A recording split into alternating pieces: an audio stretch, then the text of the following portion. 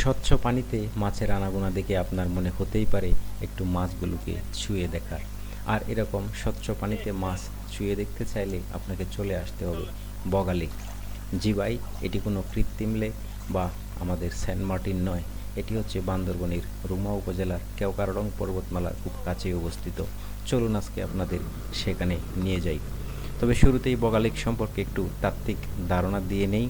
আগেই বলেছি এই লেকটি বাংলাদেশের বান্দরবন জেলার রুমা উপজেলার কেওক্রাডং পর্বতমালার কাছে অবস্থিত এবং সমুদ্রপৃষ্ঠ থেকে এটি 1246 ফুট বা 380 মিটার উচ্চতায় অবস্থিত।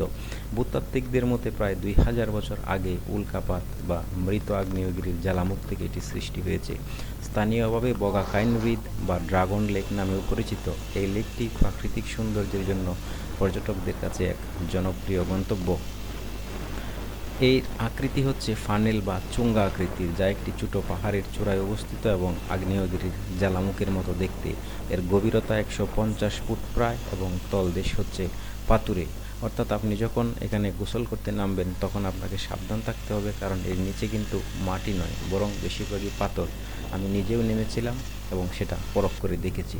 যদিও বেশি গভীরে যাওয়া উচিত নয় যারা সাঁতার না জানেন, যেহেতু এটা অনেক গভীর।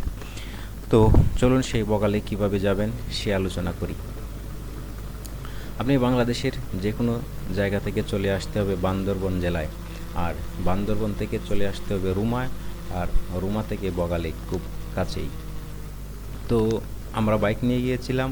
যদি আপনি বাইক নিয়ে যেতে চান তাহলে আপনাকে যেমন বাইক চালানোয় দক্ষ হতে হবে এবং পাহাড়ের উচ্চতায় চালানোর জন্য আপনার শক্ত একটি হার্ট বা হৃদয় লাগবে, কারণ অনেকেরই উচ্চতায় সমস্যা, হার্টে প্রবলেম দেখা দেয়, বা অনেকেই পাহাড় দেখে হচ্ছে ভরকে যান বা ভয় পান চালাতে।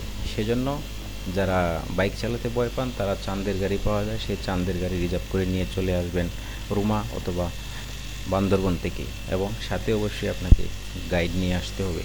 তো যাই হোক, এভাবে উঁচু নিচু পাহাড় বেয়ে আমরা চলে আসি বগা লেকের খুব কাছে। আর বগা লেকের কাছে আসার আগেই আপনাকে এই সুন্দর জায়গাটি দেখতে হবে। এটা অনেকে কাটা পাহাড় বলে থাকে। এর দুই পাশে পাহাড় কেটে সুন্দর করে রাস্তাটি নির্মাণ করা হয়েছে। দেখুন কি সুন্দর। তবে দেখতে সুন্দর হলেও জায়গাটি কিন্তু যথেষ্ট ভয়ঙ্কর। এক কারণ হচ্ছে এটার রাস্তা যেমন উঁচু নিচু ডাল, তেমনি দুই পাশের যে পাথরগুলো রয়েছে সেগুলো কিন্তু খুব ভঙ্গুর। এই যে দেখুন, পাথর ছুঁয়ে ছুঁয়ে পানি পড়ছে এবং এগুলি খুবই ভঙ্গুর। আমরা দাঁড়িয়ে থাকা অবস্থায় দেখেছি এখান থেকে পাথরের গুঁড়া নিচের দিকে একটু পর পর পড়ে। তো যাই হোক, ভ্রমণ পিপাসুদের জন্য এটি একটি ভালো জায়গা এবং সকালে এখানে থামে। আলহামদুলিল্লাহ, চলে আসলাম সেই ঐতিহাসিক বগা লেক।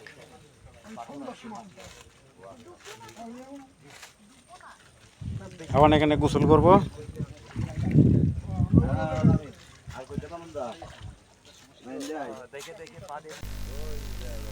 বগা লেক সম্পর্কে আরেকটি তথ্য বলে দেই, সেটা হচ্ছে হয়তো লেক শুনে আমরা যেরকম হয়তো সুন্দর বিশাল কোনো স্থাপনা, সেখানে বিশাল বিশাল পর্যটন কোনো কিছু থাকবে, এরকম কোনো কিছু নয়। এখানে লোকালি কিছু থাকার জন্য হোটেল রয়েছে যেখানে আপনারা থাকতে পারবেন।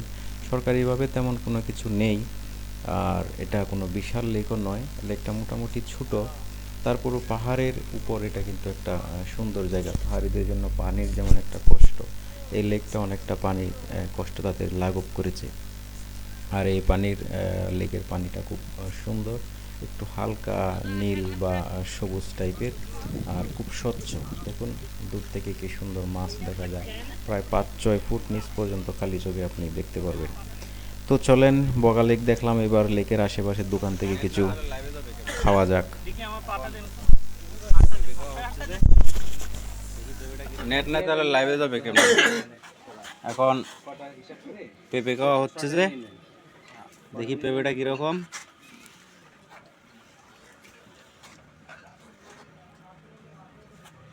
তো ভালো দিলে ভালো আছে, অনেক বড় পেঁপে, খালি কাচ্ছে তো কাচ্ছেই। পেঁপে হবে না পাকা? এখন যে জায়গাটি দেখতে পাচ্ছেন সেটি হচ্ছে মুনলাইপাড়া। আপনারা জানেন মুনলাইপাড়া বাংলাদেশের সবচেয়ে সুন্দর এবং পরিচ্ছন্ন গ্রাম।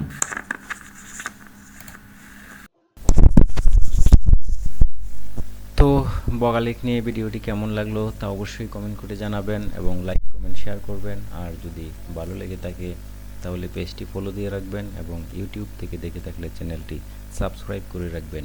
ধন্যবাদ। দেখা হবে অন্য কোনো দিন অন্য কোনো ভিডিও নিয়ে। সে পর্যন্ত সকলে ভালো থাকুন, সুস্থ থাকুন। আল্লাহ হাফেজ।